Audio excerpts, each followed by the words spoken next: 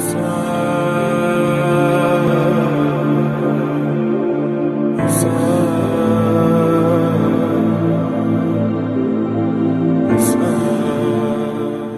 حول ولا قوة إلا بالله العلي العظيم. حسبنا الله ونعم الوكيل، نعم المولى ونعم النصير. أعوذ بالله من الشيطان اللعين الرجيم. بسم الله الرحمن الرحيم. الحمد لله رب العالمين،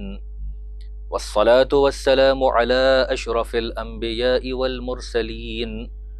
سيدنا ونبينا والشفيع ذنوبنا مولانا أبي القاسم محمد، وعلى أهل بيته الطيبين الطاهرين المعصومين المنتجبين المنتخبين المظلومين، ولعنة الله على أعدائهم أجمعين من الآن إلى قيام يوم الدين، آمين يا أحكم الحاكمين. أما بعد، فقد قال الله سبحانه وتعالى في القرآن الكريم: بسم الله الرحمن الرحيم. إن الذين قالوا ربنا الله ثم استقاموا تتنزل عليهم الملائكة ألا تخافوا ولا تحزنوا وأبشروا بالجنة التي كنتم توعدون. صلوات بر محمد اللهم صل على محمد. ابو عبداللہ الحسین علیہ الصلاۃ والسلام، عشرہ مجالس کی یہ پہلی مجلس ہے. اس کا عنوان تمام مجالس میں عقیدہ اور عمل رہے گا، اور انشاءاللہ اسی عنوان کے تحت آپ کی سماعتوں تک اپنے معروضات پیش کرنا مقصود ہے. پہلا عشرہ محرم گزر چکا، اور ہم جس ماہ اذا کا سال بھر انتظار کر رہے تھے، اس نے ہماری زندگی میں پھر سے قدم رکھا تاکہ وہ ہمیں حیات روحانی دے سکے، تاکہ ہمیں وہ اپنے مقصد سے پھر قریب کرے اور ہمیں آئیڈینٹی عطا کرے، ہمیں عظمت عطا کرے، ہمیں پاکیزہ بنائے. یہ فرش عزا، یہ مجالس، یہ ماتم، یہ تبرکات عزا، یہ خراج عقیدت اس دکھیاری ماں کو ہم پیش کرتے ہیں کہ جس کا نام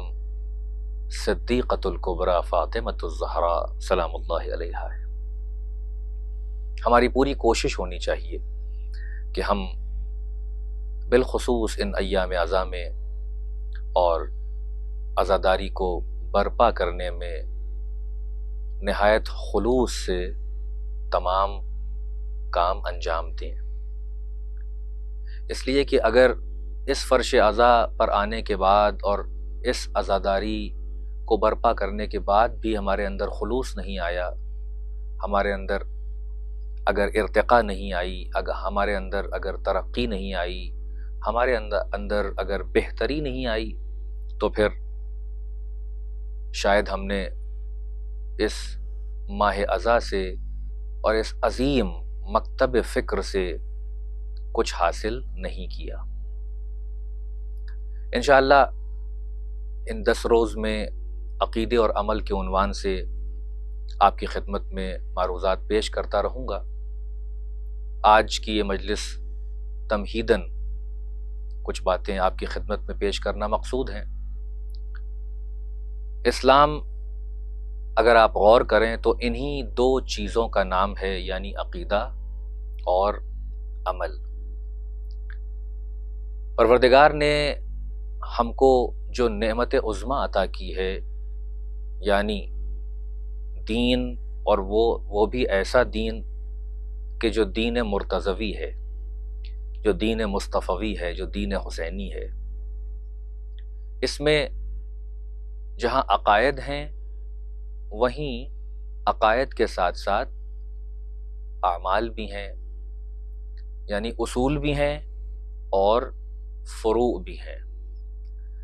یہ عقیدہ اور جو عمل ہے یہ لازم و ملزوم ہے، ایک دوسرے کی شرط قرار پاتے ہیں، اور نہ عمل بغیر عقیدے کے صحیح اور درست کہلاتا ہے، اور نہ عقیدہ بغیر عمل کے کوئی فائدہ پہنچائے گا۔ یعنی یہ بات بالکل صاف ہے، بالکل کلیئر ہے کہ اگر کوئی صاحب عقیدہ ہے مگر عمل میں کمزور ہے، بیکار ہے، یا عمل کا باغی ہے اور اس کو عمل سے کوئی سروکار نہیں ہے، تو اس کا یہ عقیدہ اس کو فائدہ نہیں پہنچائے گا۔ اور اگر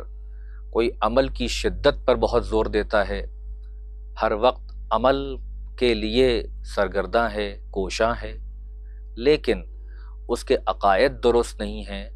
اصول عقائد میں اس نے غور و فکر نہیں کیا، تو پھر اس کے اعمال درست نہیں ہو سکتے اور قبولیت کے درجے تک نہیں جا پائیں گے۔ یعنی مختصراً کہ عقیدہ اور عمل دونوں لازم و ملزوم ہیں۔ جس طریقے سے پھول سے اس کی خوشبو کو کوئی جدا نہیں کر سکتا ہے، اسی طریقے سے عقیدے سے عمل کو کوئی جدا نہیں کر سکتا ہے۔ دونوں ہوں گے تو ساتھ ہوں گے۔ عقیدہ ہے باطن، اس کا اظہار ہے عمل، یعنی عقیدہ دکھائی نہیں دیتا ہے، کوئی ایسی ٹینجبل شے نہیں ہے کہ آپ کہیں کہ یہ عقیدہ رکھا ہے، بلکہ یہ ہے ایبسٹریکٹ، یہ ہے اندر ہماری روح میں، ہمارے قلب میں، ہماری روح میں جتنا یہ راسخ ہو جائے گا اسی کے مطابق ہمارا عمل ظہور پذیر ہوگا۔ ایک صلوات بھیج دے محمد و آلہ محمد۔ پروردگار عالم نے اسی لیے دیکھیے آپ کہ ہم کو عقیدے اور عمل کی طرف دعوت دی ہے۔ قرآن مجید میں جب بھی آپ غور و فکر کریں گے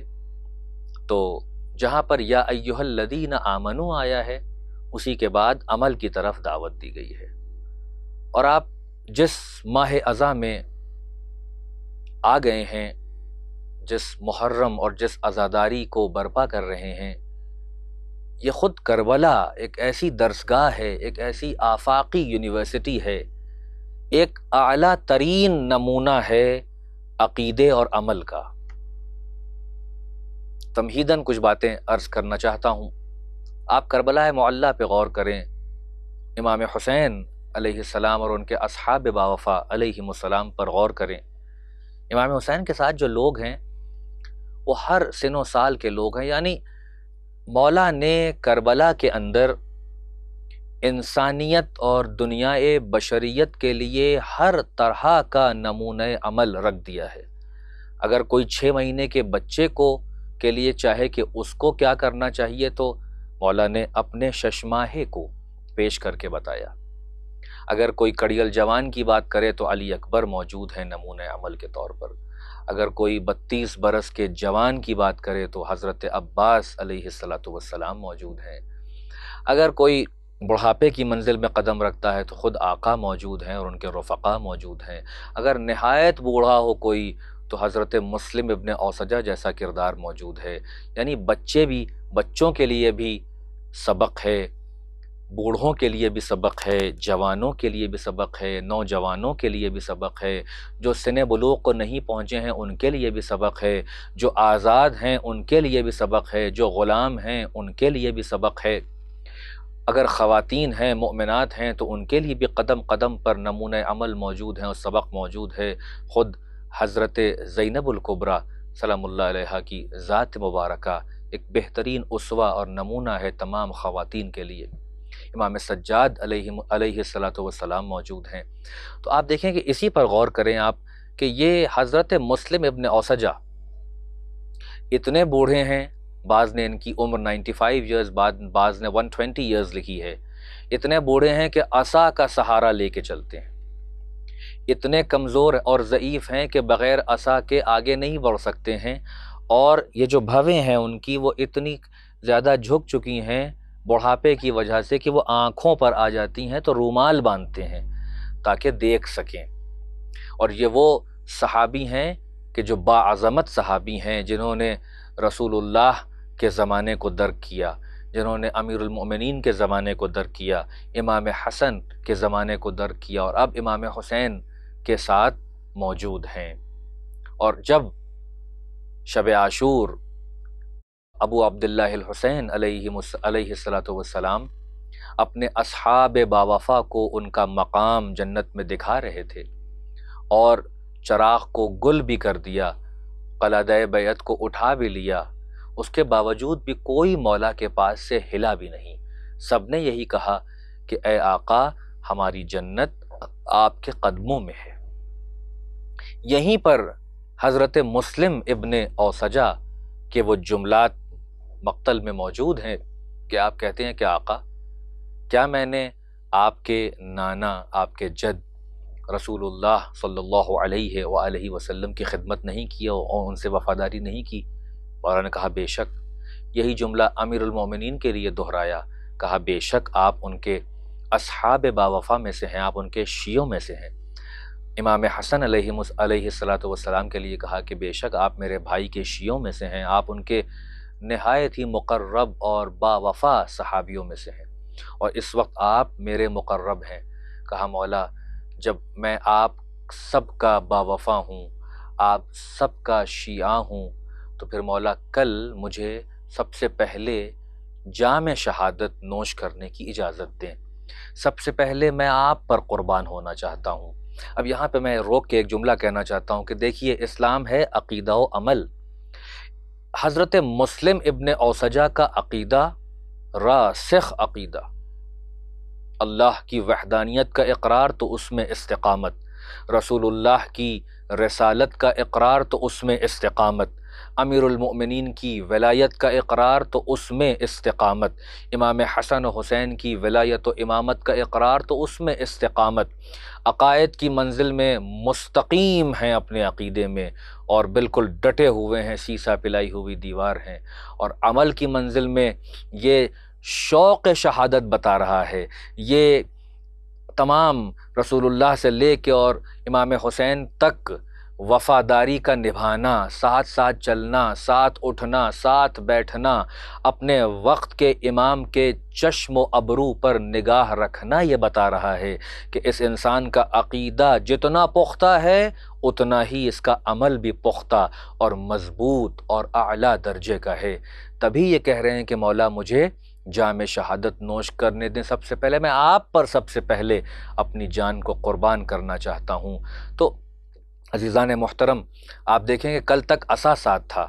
9 محرم تک حضرت مسلم ابن اوسجہ کے ہاتھ میں عصا ہے، لیکن 10 محرم کو جب یہ طے کر کے نکلے ہیں کہ اب مولا پہ جان کو قربان کر دینا ہے، مولا کی نصرت کرنا ہے، دین کی نصرت کرنا ہے، رسول اللہ کی خوشنودی حاصل کرنا ہے، اللہ کی رضا حاصل کرنا ہے، تو اب تمام تاریخیں لکھتی ہیں کہ اب مسلم ابن اوسجہ کے ہاتھ میں کوئی عصا نہیں ہے۔ جیسے لگتا ہے کہ پیری جو ہے وہ جوانی میں تبدیل ہو گئی ہے، کمر کا خم جو ہے وہ سیدھا ہو گیا ہے، اور ایسی استقامت دکھائی ہے میدان کارزار میں کہ تمام لوگوں نے اس بات کو لکھا کہ یہ وہ بوڑھا شخص، یہ وہ بوڑھا صحابی کہ جو کل تک چل بھی نہیں قاعدے سے پا رہا تھا، آج ایمانی طاقت اور روحانی طاقت میں اتنی بلندی پر تھا کہ دشمن خدا اور رسول و ائمہ پر بڑھ بڑھ کے حملے کر رہے تھے اور جام شہادت کو نوش کر لیا۔ ایک صلوات بھیج دے محمد و آل محمد۔ اللہم صلی علی محمد۔ عزیزان محترم، اسلام دین عقیدہ و عمل ہے۔ جناب مسلم ابن اوسجہ کا تذکرہ اس لیے کیا کہ ہم کو اسی درسگاہ سے سبق لینا ہے، ہم کو اسی درسگاہ سے عقائد بھی لینے ہیں اور اپنے اعمال کو مضبوط بھی کرنا ہے، اپنے اعمال میں مستقیم رہنا ہے اور استقامت کا ثبوت دینا ہے۔ جس آیہ وافی ہدایہ کو سرنامہ کلام کے طور پر منتخب کیا ہے وہ سورہ فصلت کی آیت نمبر 30 ہے، جس میں ارشاد رب العزت ہو رہا ہے کہ وہ لوگ جن لوگوں نے یہ کہا کہ اللہ ہمارا رب ہے اور پھر وہ اس بات پر ڈٹے رہے، انہوں نے استقامت کا مظاہرہ کیا، تو ان پر ملائکہ نازل ہوتے ہیں اور ان سے کہتے ہیں کہ نہ تم ڈرو اور نہ تم غمزدہ ہو، بلکہ تم اس جنت کا مزہ لو جس کا تم سے وعدہ کیا گیا ہے۔ عزیزان محترم، یہ آیت یہ بتا رہی ہے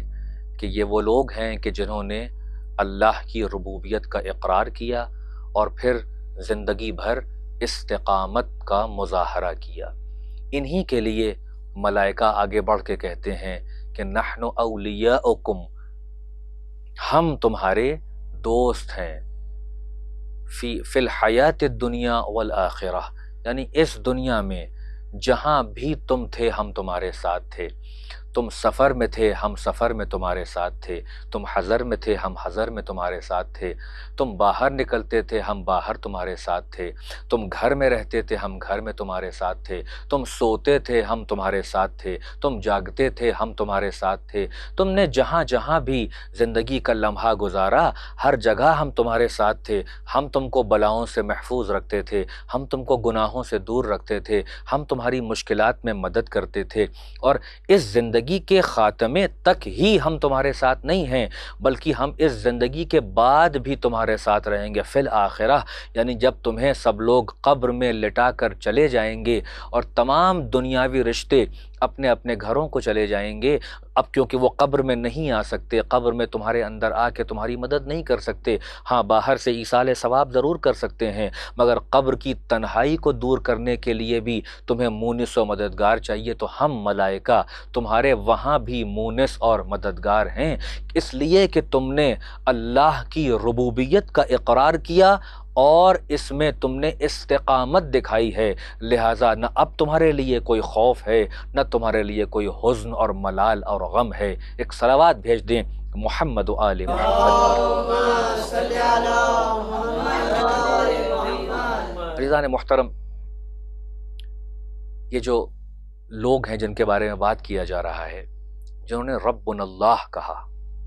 الذین قالوا ربنا اللہ، یہ وہ لوگ ہیں کہ جنہوں نے کہا کہ اللہ ہمارا رب ہے، یعنی یہ کہ اقرار کیا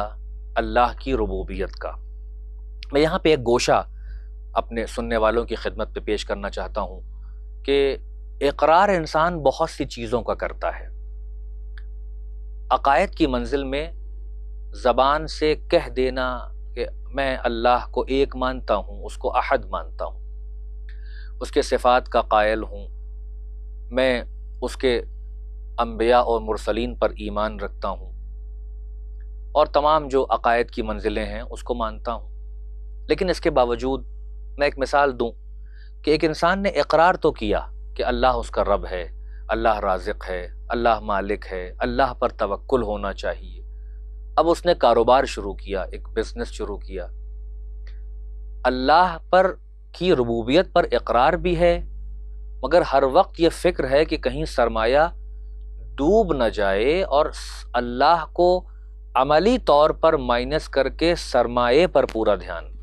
جو کیپٹل لگایا اس پر دھیان، پتہ نہیں سامان بکے یا نہ بکے، پتہ نہیں میں اس میں ترقی کر پاؤں کہ نہ کر پاؤں، پتہ نہیں میں آگے بڑھ پاؤں کہ نہ بڑھ پاؤں۔ ایک یہ منزل، دیکھیے زبان سے اقرار ہو رہا ہے مگر عمل خلاف ہے۔ دوسری چیز، اللہ پر بھروسہ کیا، اللہ کو اللہ مانا، اللہ کو رب مانا، اللہ کو رازق مانا، اللہ کی شریعت پر عمل کیا اور دین کا اقرار کیا، مگر جب کاروبار کرنے لگے، جب پیسہ کمانے لگے، جب رزق و روزی کمانے کی منزل آئی تو حرام کام بھی کرنے لگے، یعنی گناہوں سے دامن آلودہ ہوتا رہا، سامان وہ بیچنے لگے کہ جس کو شریعت نے منع کیا ہے، ان چیزوں کی خرید و فروخت کرنے لگے کہ جو شریعت نے جن کو حرام کہا ہے، یعنی حرام چیزوں کو بیچا بھی، حرام چیزوں کا کاروبار بھی کیا، حلق تک نیچے اتار بھی لیا حرام شے کو، گناہوں میں مبتلا بھی رہے اور یہ کہتے بھی رہے کہ اللہ کی ربوبیت پر یقین ہے۔ یعنی یہ وہ منزل ہے کہ جہاں پر انسان عقیدے کا اقرار تو کر رہا ہے، مگر یہ وہ بھول جاتا ہے کہ اس نے اسی قرآن میں اس کو تنبیہ اسی لیے کی گئی ہے کہ دیکھو بھولو نہیں، تم سے بڑے بڑے، اتنے بڑے کہ تم تو ابھی وہاں تک پہنچ بھی نہیں سکتے ہو، تم قارون کے خزانے تک نہیں پہنچ سکتے ہو، تم فرعون کی حکومت تک نہیں پہنچ سکتے ہو، تم شداد کی جنت تک نہیں پہنچ سکتے ہو۔ ہم نے تمہارے سامنے یہ تنبیہیں اسی لیے رکھی ہیں کہ دیکھو یہ وہ لوگ تھے جو اپنے وقت کے عظیم سرمایہ دار تھے، دولت میں رچے بسے تھے، اقتدار ان کے پاس بے انتہا اقتدار تھا، دولت تھی، شہرت تھی، ان کے پاس طاقت تھی، وسائل تھے، ریسورسز تھے، سب کچھ تھے، مگر انجام کیا ہوا؟ انجام وہ ہوا کہ آج کوئی پوچھنے والا نہیں ہے کہ وہ رعونت کہاں گئی، وہ تکبر کہاں گیا، وہ گھمنڈ کہاں چلا گیا، وہ حرام کی جو دولت کمائی تھی وہ کہاں چلی گئی۔ اس دنیا میں بھی ذلیل ہوئے اور آخرت میں تو ان کے لیے قار مذلت ہے ہی۔ یعنی یہاں سے یہ متنبہ کیا جا رہا ہے کہ عقیدے اور عمل کی بات جب ہوگی تو فقط ربنا اللہ کہنے سے کام نہیں چلے گا، بلکہ یہ بھی دیکھنا ہوگا کہ ربنا اللہ کے بعد اس ربوبیت پر کتنی استقامت دکھائی۔ یعنی جب کوئی کاروبار شروع کیا تھا تو اللہ کا نام لے کر شروع کیا تھا، تو اس میں اللہ کا نام باقی رہے، اللہ پر توکل باقی رہے، اللہ کو رازق مانا ہے تو اس کی رزاقیت پر استقامت رہے۔ ایسا نہ ہونے پائے کہ اللہ کی رزاقیت کا زبان سے تو اقرار کر لیا جائے مگر ڈالر کو اور پیسے کو اور پاؤنڈ کو اور مال کو اپنا رب مان لیا جائے اور اس کی طرف دل دے دیا جائے اور خدا سے غافل ہو جائے انسان۔ اگر ایسا کر رہا ہے تو پھر اس میں استقامت نہیں پائی جاتی ہے، یعنی وہ فقط زبانی دعویٰ کر رہا ہے، اس کا دعویٰ ابھی روح و جان میں نہیں اترا ہے کہ اس کے اعضاء و جوارح سے ظاہر ہو کر بتائے کہ جو اس نے مانا ہے وہی اس کے عمل میں ریفلیکٹ بھی ہو رہا ہے۔ ایک صلوات بھیج دے محمد و آل محمد۔ عزیزان محترم، یہ وہ دنیا ہے کہ جہاں پر ایسے ایسے مقدس لوگ اسلام نے ہمارے سامنے پیش کیے ہیں کہ جن کو ہر چیز کا خیال رہتا تھا۔ میں آپ کے سامنے ایک واقعہ پیش کروں، دیکھیے عقیدے اور عمل کا، کہ انسان جو سمجھتا ہے کہ وہ چاہے جو کچھ کر رہا ہو بس زبان سے اقرار کر لیا ہے تو اب کوئی پوچھنے والا نہیں ہے، عمل چاہے عقیدے کے کتنا ہی خلاف کیوں نہ ہو، لیکن ہمیں جو ہے وہ بس اپنے عقیدے پر دھیان دینا ہے کہ ہم عقیدے والے ہیں، ہم نے شرک نہیں کیا ہے، بظاہر ہم نے اللہ کی ربوبیت کا اقرار کیا ہے، اس کی وحدانیت کا اقرار کیا ہے، ہم مسلم ہیں، ہم رسول اللہ کو مانتے ہیں، ہم امیر المومنین کی ولایت کا اقرار کرتے ہیں، ہم ان 14 ائمہ معصومین علیہم الصلاۃ والسلام کو اللہ کی حجت مانتے ہیں، حجت اللہ البالغہ مانتے ہیں، ان کی شفاعت کے جو ہیں ہم اقرار کرتے ہیں، ہم ان کو افضل ترین ہستیاں مانتے ہیں، ہم ان کو مقصود کائنات مانتے ہیں، ہم ان کو معصوم ہستیاں مانتے ہیں، ہم صراط کے بھی جو ہے وہ اقرار کرتے ہیں، ہم حساب و کتاب کا بھی اقرار کرتے ہیں، ہم میزان کا بھی اقرار کرتے ہیں، ہم جنت و جہنم کا بھی اقرار کرتے ہیں، ہم قیامت کے روز حساب و کتاب کا بھی اقرار کرتے ہیں، ہم یہ بھی اقرار کرتے ہیں کہ ہم یہاں سے جانے کے بعد اٹھائے جائیں گے اور ہم برزخی دور سے گزر رہے ہیں اور ایک دن ہم کو ہماری قبروں سے اٹھایا جائے، سب اقرار کرتے ہیں، مگر گناہوں سے اپنے کو نہیں بچا پاتے، غیبتوں سے اپنے کو نہیں بچا پاتے، برائیوں سے اپنے کو نہیں بچا پاتے، تہمتیں لگاتے ہیں، برائیاں کرتے ہیں، دل دکھاتے ہیں، گناہ پہ گناہ کرتے چلے جاتے ہیں اور عقیدے کا اظہار بھی کرتے ہیں اور یہ سمجھتے ہیں کہ شاید ان تمام چیزوں کی کوئی باز پرسی نہیں ہوگی۔ دیکھیے عزیزان محترم، ہمارے اور آپ کے درمیان تشیع میں ایک عظیم رہنما گزرے ہیں، ایک عظیم عالم دین گزرے ہیں جن کا نام مقدس اردبیلی۔ یہ اتنے پاکیزہ صفت تھے، یہ اتنے متقی اور پرہیزگار فقیہ تھے، عالم وقت تھے، اپنے وقت کے مجتہد تھے، اور اتنا تقدس تھا کہ انہیں مقدس کہا گیا. یعنی خود ان کے بارے میں جو واقعات ہم تک پہنچے ہیں کہ آپ نے جب سے آپ مکلف ہوئے آپ نے نماز شب کو نہیں چھوڑا، اور حال یہ تھا کہ جب آپ نماز شب کے لیے حرم امیر المؤمنین علیہ السلام میں پہنچتے تھے تو دروازے اپنے آپ کے لیے کھل جاتے تھے. آپ ہی کے لیے ہے کہ جب آپ کا انتقال ہوا تو اس وقت کے جو مرجع وقت تھے انہوں نے سوچا کہ دیکھیں مقدس کا کیا مقام ہے، کیا منزلت ہے مقدس کی عالم قدس میں، برزخ میں. 1 سال کا وقفہ ابھی گزرا تھا کہ حضرت مقدس اردبیلی خواب میں آئے اور آپ نے بتایا کہ الحمدللہ شکر ہے اللہ نے عظیم مقام عطا کیا ہے، مگر ایک جگہ بڑی پریشانی ہوئی، آپ کی توجہات کا طالب ہوں. کہنے لگے کہ جب میں سن بلوغ کو پہنچا تھا اور ابھی مکلف ہوا تھا، ایک دن میں راستے سے گزر رہا تھا اور میں نے کچھ کھانا کھایا تھا تو اس کے ریشے میرے دانتوں میں پھنسے ہوئے تھے، اور میرے سامنے سے ایک گاڑی گزری جس میں کچھ بھوسا تھا، چارہ تھا، تو میں نے اس کا ایک تنکا نکال کر اپنے ریشوں کو صاف کیا اور دانت کو صاف کیا اور ریشوں کو باہر نکالا. کیونکہ میں نے اس سے اجازت نہیں لی تھی اور اس کو بتایا نہیں کہ میں نے تمہارا ایک تنکا نکال لیا تھا، تو یہ ایک تنکا وہ ہے کہ جس نے مجھے اس برزخی منزل میں بہت پریشان کیا اور مجھ سے سخت حساب و کتاب ہوا. کیونکہ ان کا رتبہ بلند ہے، یہ عظیم فقیہ ہیں، مقدس ہیں، متقی ہیں، واقعاً مؤمن اور شیعہ، لہذا حساب بھی بہت سخت ہوا. پھر کہتے ہیں کہ اگر یہ یعنی امیر المؤمنین علیہ الصلوۃ والسلام میری مدد کو نہ آتے تو میری گلو خاصی نہ ہو پاتی. صلوات بھیج دے محمد و آل محمد. عزیزان محترم، یہ ہے کہ جہاں عقائد میں انسان اتنا راسخ ہو وہیں عمل کی منزل میں بھی عقائد سے مطابقت رکھتے ہوئے اس کے اعمال ہوں. انشاءاللہ بعد کی مجلسوں میں واضح کیا جائے گا بہت سی باتیں جو اس ذیل میں آپ کے سامنے بیان ہوں گی. دامن وقت میں گنجائش زیادہ نہیں ہوتی ہے، میں مجلس کو اگلے مرحلے تک لے جاؤں کہ آپ ابھی غدیر خم کی محافل سنی آپ نے اور بیان سنے. رسول خدا صلی اللہ علیہ وآلہ وسلم نے اپنے خطبے میں ایک تنکے کا ذکر کیا تھا. ایک تنکا اٹھایا اور کہا کہ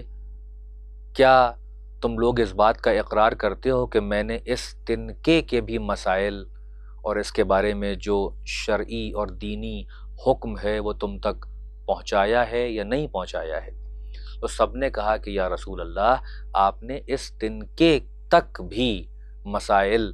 ہم تک پہنچا دیے ہیں. اب میں یہیں رک کے ایک جملہ کہنا چاہتا ہوں کہ وہ رسول کہ جو تنکے تک کے مسائل اور ایک اتنی معمولی شے کے بارے میں بھی متوجہ ہو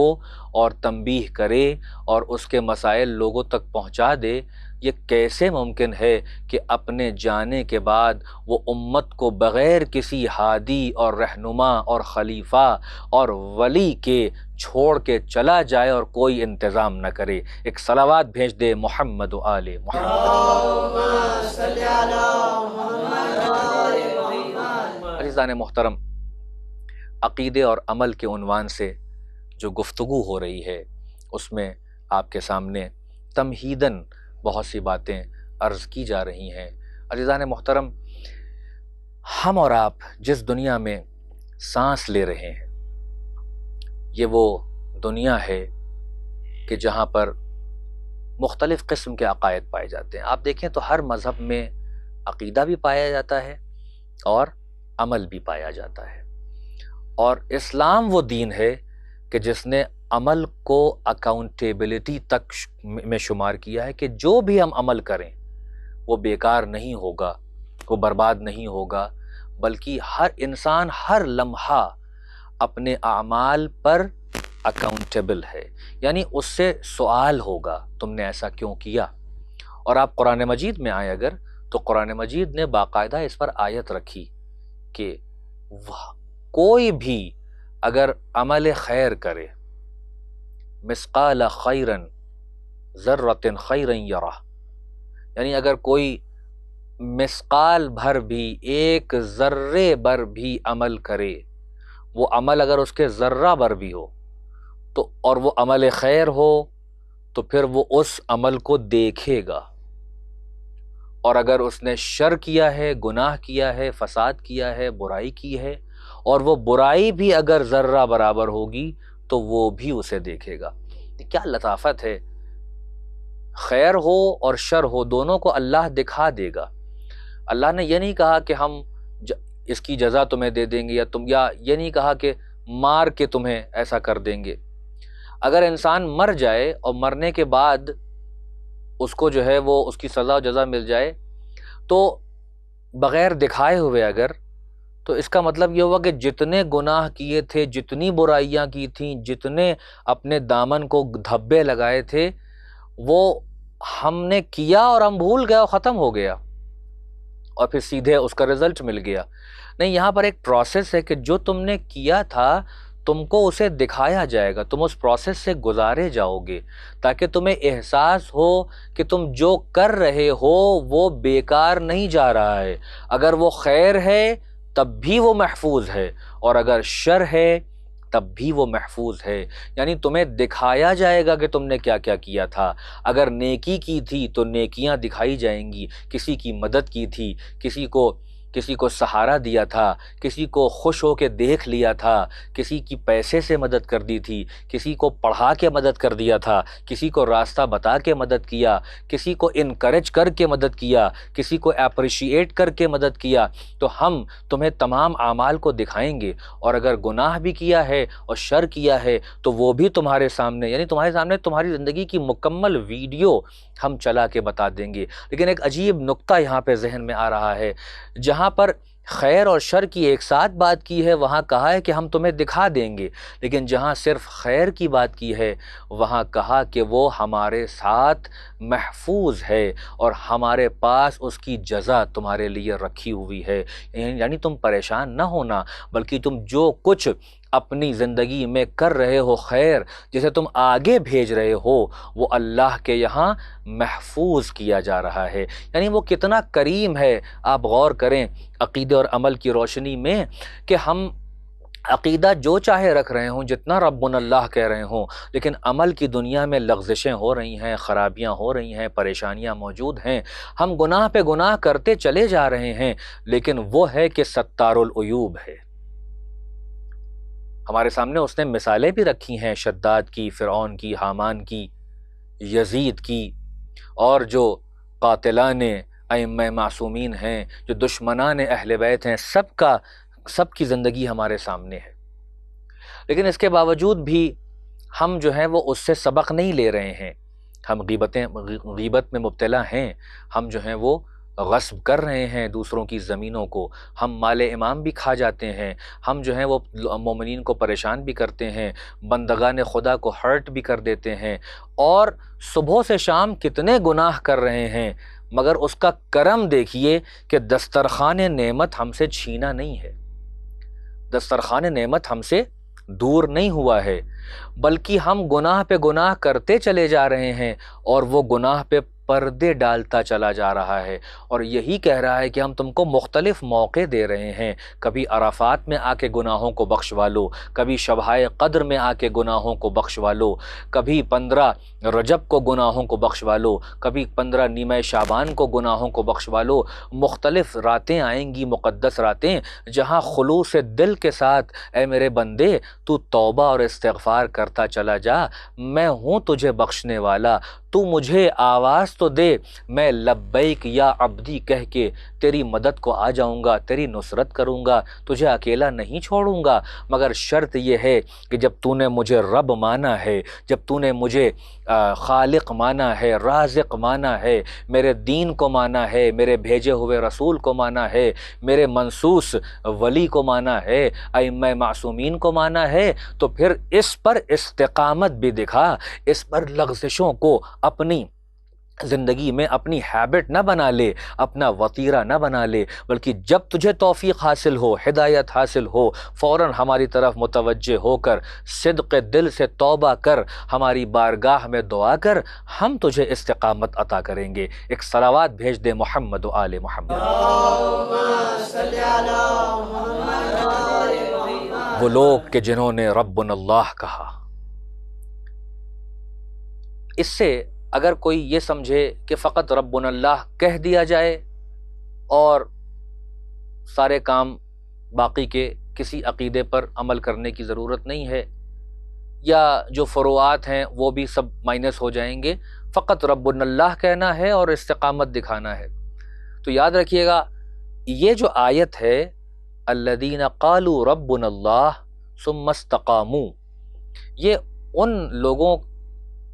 یعنی اس کے مصداق جو اولین مصداق ہیں وہ مسلمان ہیں، وہ مومنین ہیں کہ جو اوائل دور میں، جو اوائل رسول اللہ میں ہیں، یعنی جو رسول اللہ کے شروعات کی تبلیغ کے دور میں ہیں، کہ جب آپ نے اعلان نبوت کیا ہے اور ابھی چند لوگ آپ کے ساتھ آئے ہیں جو غریب ہیں، فقیر ہیں، پسماندہ ہیں، کچلے ہوئے ہیں، یہ لوگ ہیں کہ جو آپ کے ساتھ آئے ہیں، اور انہوں نے ربنا اللہ اس حقیقی یقین کے ساتھ کہا ہے کہ اسی پر باقی رہے ہیں اور استقامت کا ثبوت بھی دیا ہے۔ ان سے ہم یہ نہیں کہہ سکتے کہ انہوں نے نماز نہیں پڑھی، روزہ نہیں رکھا، کیونکہ اس وقت حکم نماز آیا نہیں ہے، حکم روزہ ہے نہیں، حکم حج ہے نہیں، حکم زکوٰۃ ہے نہیں، ابھی شروع کی منزل ہے۔ لہٰذا یہ جو ربنا اللہ کہا ہے، ان کے لیے رسول اللہ نے ایک سلوگن دیا اس وقت جب بالکل ابھی ابتدا کی منزل ہے، چند لوگ رسول اللہ کے پیغام میں شریک ہوئے ہیں، ساتھ آئے ہیں، انہی کے لیے سلوگن ہے کہ قولوا لا الہ الا اللہ تفلحوا، تم یہ کہو کہ اللہ کوئی الہ نہیں ہے سوائے اس ایک اللہ کے اور فلاح پا جاؤ، یعنی فلاح کی ضمانت اس بات پر ہے کہ توحید میں استقامت کو دکھاؤ۔ اس زمانے میں کہ جہاں بت پرستی اور شرک اور الحاد اور کفر بام عروج پر ہے، وہاں پر یہ چند مخلصین، یہ چند باوفا صحابی، ان کا یہی امتحان ہے کہ یہ اللہ کی وحدانیت کا اقرار کریں، یہ توحید الہی پر ایمان لائیں، اللہ کے رسول کی نبوت کا اقرار کریں اور اس پر باقی رہیں، اس پر استقامت دکھائیں۔ چنانچہ تاریخ نے بہت سے واقعات ہمارے سامنے نقل کیے ہیں۔ اگر جناب حباب کی بات کی جائے تو یہ حباب وہ ہیں کہ جو مکے میں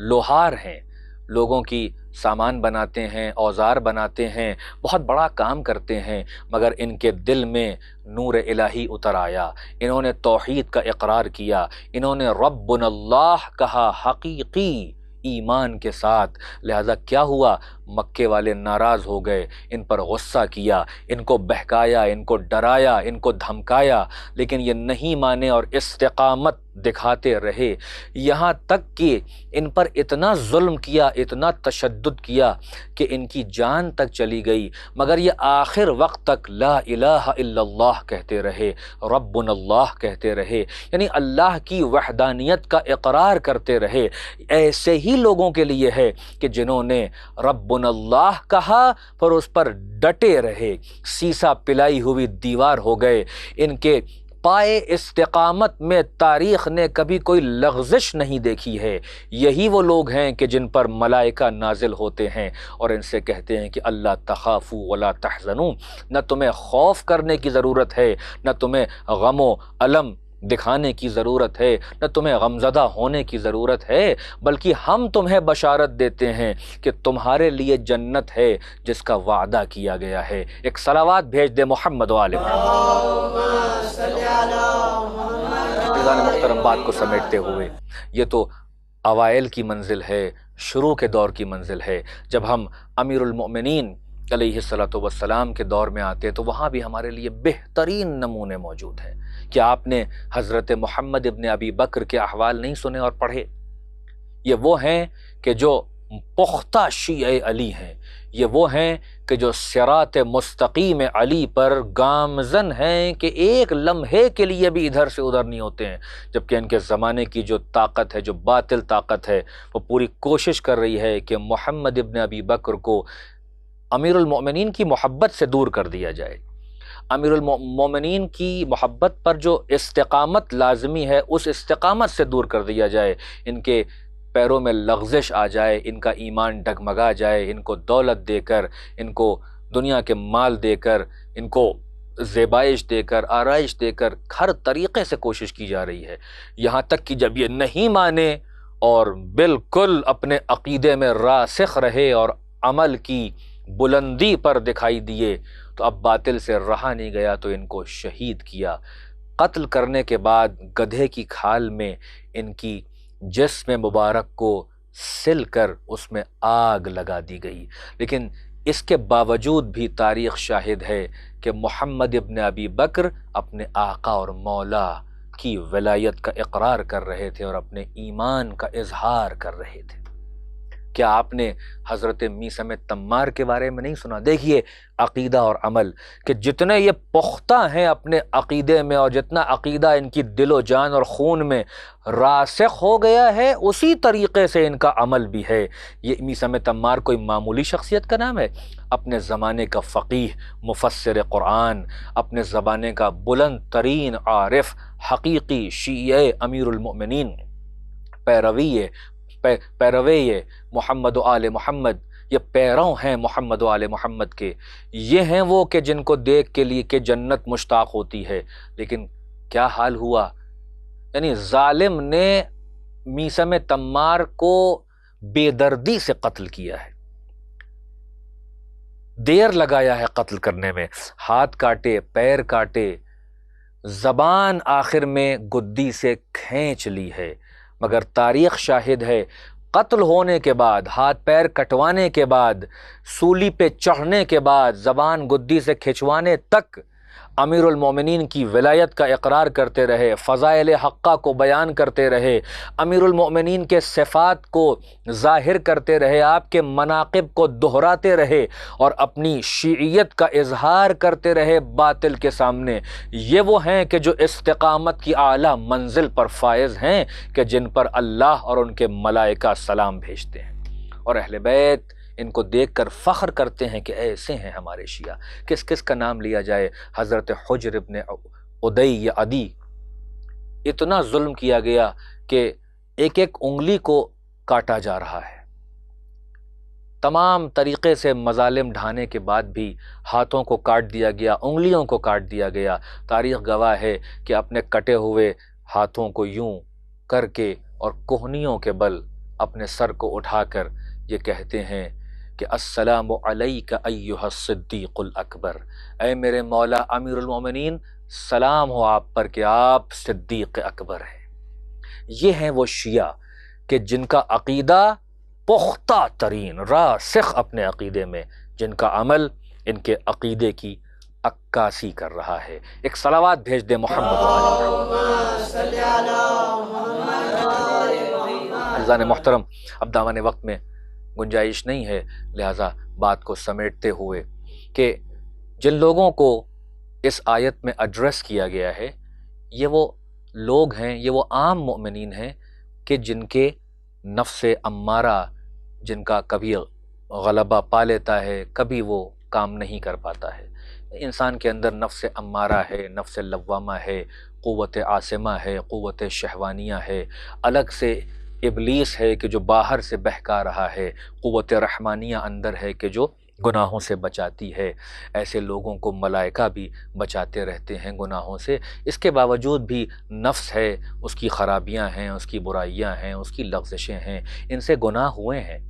لیکن انہوں نے توبہ کیا، ان سے پرابلمز ہو جاتی تھیں، پریشانیاں ہو جاتی تھیں، یہ لغزشیں کر دیتے تھے، یہ گناہ میں ملوث ہو جاتے تھے۔ ان کا دامن مطلق گناہ سے پاک نہیں ہے، یہ اولیاء اللہ نہیں ہیں، یہ مقربین نہیں ہیں، یہ معصومین نہیں ہیں، یہ محفوظ عن الخطا نہیں ہیں، یہ عام بندگان خدا ہیں، مگر وہ ہیں کہ جن کے پاس عقیدے کی صحت موجود ہے۔ یعنی ان سے ملائکہ کہیں گے کہ صحیح ہے، تم نے عقیدے کی صحت کو برقرار رکھا،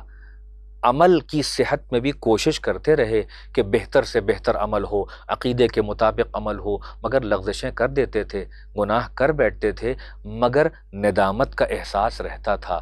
پریشان ہوتے تھے کہ ہم نے گناہ کر دیا، گناہ کر کے اکڑتے نہیں تھے، گناہ کر کے تکبر میں مبتلا نہیں ہو جاتے تھے، گناہ کر کے غفلت میں نہیں چلے جاتے تھے، بلکہ ندامت کا احساس ہوتا تھا۔ نفس پہ جب ضرب لگتی تھی اور کچوکے لگتے تھے تو آنکھوں سے آنسو رواں ہوتے تھے، توبہ اور استغفار کی منزل میں آتے تھے۔ کوئی بات نہیں ہے اگر لغزشیں ہو جاتی تھیں اور گناہ میں ملوث ہو جاتے تھے، مگر اس گناہ پہ ضد نہیں کرتے تھے، اس گناہ پہ اکڑتے نہیں تھے۔ ہم تمہیں بشارت دیتے ہیں کہ نہ تمہیں خوف کرنا چاہیے، نہ تمہیں غم و اندوہ میں مبتلا ہونا چاہیے، بلکہ تمہیں ہم جنت کی طرف لے جا رہے ہیں، تمہیں ہم کہہ رہے ہیں کہ اب اس جنت کا مزہ لو کہ جس کا تم سے وعدہ کیا گیا تھا۔ میں نے اپنی بات کو ختم کیا۔ دیکھیے یہ وہ بندگان خدا ہیں کہ جو اولیاء اللہ نہیں ہیں۔ جب اولیاء اللہ کی بات آتی ہے تو وہاں وہ مقرب بندے ہیں کہ جن کے یہاں جو ان سے بلند ہیں،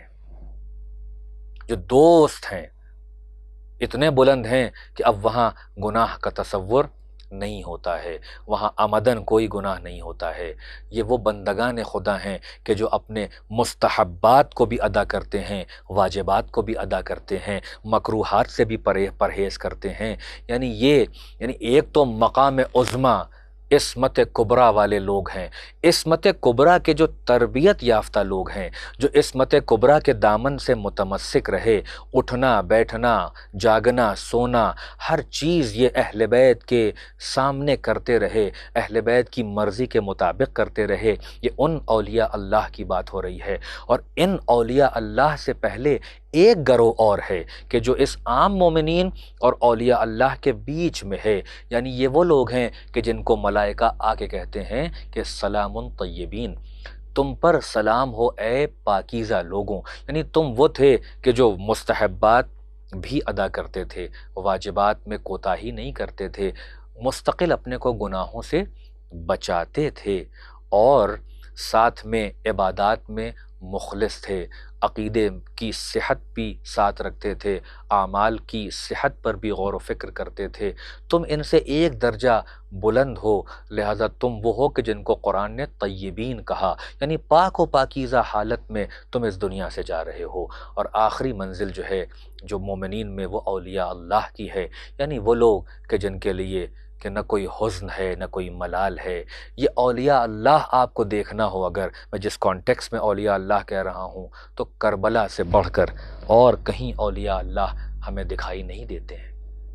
یہ وہ ہیں کہ جن کے لیے امام معصوم نے کہہ دیا کہ نہ ایسے اصحاب مجھے میرے بابا کو ملے، نہ ایسے اصحاب میرے نانا کو ملے، نہ ایسے اصحاب میرے بھیا کو ملے۔ ہاں عزاداروں، ابھی آپ نے 10 محرم کے مصائب سنے، ہاں یہ وہ عظیم سانحہ اور روز شہادت کہ جہاں فاطمہ کا گلشن اجاڑ دیا گیا،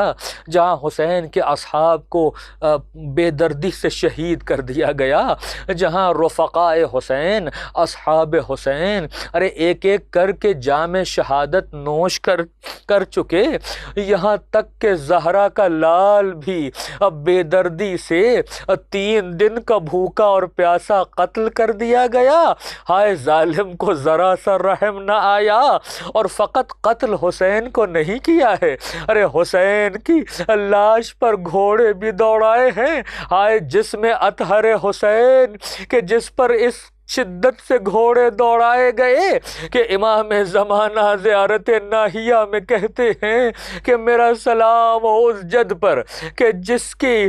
ہڈیوں کو توڑ ڈالا گیا، جس کی پسلیاں چور چور ہو گئیں، اور ظالم نے اسی پر اکتفا نہیں کیا بلکہ خیام حسینی کا رخ کیا۔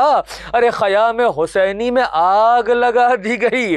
بیویوں کے سروں سے چادروں کو چھینا گیا۔ ارے سید سجاد کے نیچے سے بستر کو گھسیٹ لیا گیا۔ ہائے رے بیمار امام جو اللہ کی مرضی کے مطابق اور منشاء الہی کے مطابق بیمار تھا، مگر اتنا کمزور ہو چکا تھا کہ خود سے کھڑا نہیں ہو سکتا ہے۔ ارے یہاں پر بھی زینب کبریٰ نے اپنا کردار نبھایا، ارے اپنی ذمہ داری کا آغاز کیا، امامت کو اپنے دونوں ہاتھوں میں اٹھا کر جلتے خیام سے باہر آ گئی۔ ہاں عزاداروں، ارے 11 محرم جو آئی ہے تو یہ اہل بیت کا قافلہ ارے حسین کی ماں اور بہنوں کو پابند رسن کیا گیا، ارے بے کجاوا اونٹوں پر بٹھایا گیا۔ بس میں نے زحمت کو تمام کر دیا۔ ہاں یہ جب قافلہ گزر رہا ہے تو جان بوجھ کر ہر بیوی کو اس کے شہید کے پاس سے گزارا گیا تاکہ دل پہ اور چوٹ لگے۔ اندازہ لگائیں، ارے کل جن کو بے دردی سے قتل کر دیا گیا ان کے جسم مطہر بے گور و کفن پڑے ہوئے ہیں، اب بیویوں کو انہی کے پاس سے گزارا جا رہا ہے۔ ایک شور برپا ہے، واہ حسینہ، واہ محمدہ، واہ علیہ۔ الا لعنت اللہ علی القوم الظالمین فسیعلم الذین ظلموا ای منقلب ینقلبون انا للہ وانا الیہ راجعون۔